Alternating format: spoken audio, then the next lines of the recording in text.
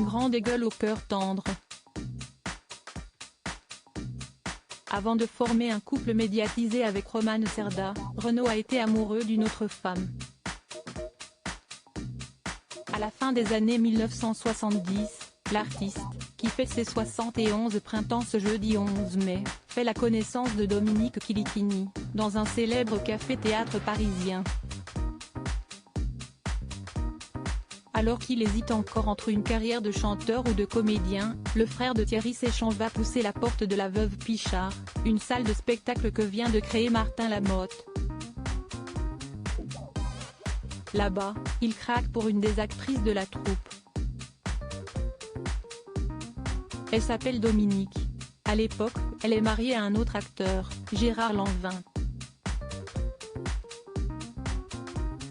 Mais leur couple bat de l'aile, ce qui n'échappe pas à Renaud, qui semble prêt à attendre le temps qu'il faudra, comme le précisent nos confrères de France 2 dans un numéro d'Un jour, un destin consacré à l'interprète de Mistral gagnant. Renaud fait alors tout pour séduire l'heureuse élue, qui ne tarde pas à tomber sous le charme de son partenaire sur scène. Pour autant, Dominique Kilikini ne rompt pas totalement le lien avec son mari Gérard Lanvin. Une situation qui fait souffrir le chanteur, très amoureux, comme l'explique son frère, Dominique, en femme honnête, dit à l'un et l'autre ce qui se passe, qu'elle ne sait pas lequel des deux choisir. Pendant un an, Renaud souffre beaucoup.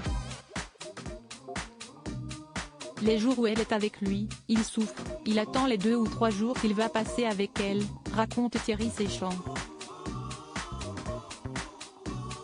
Et de préciser, ça va finir par se décanter au bout d'un an à peu près. Supérieur à Véronique Sanson, Renaud.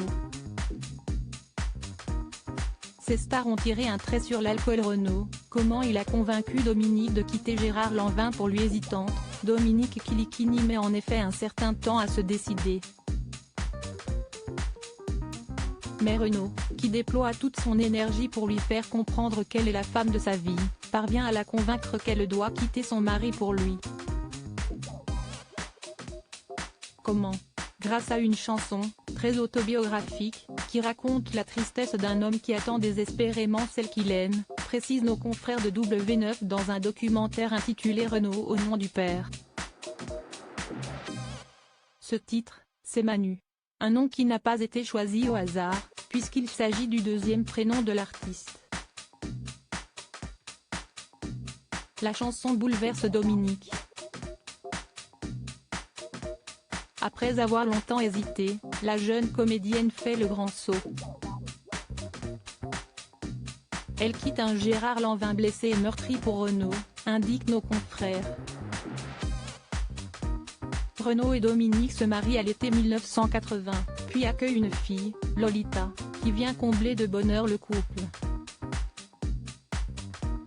Après leur séparation en 1999, Dominique restera un soutien dans l'ombre pour le père de sa fille. Crédit photo, Best Image.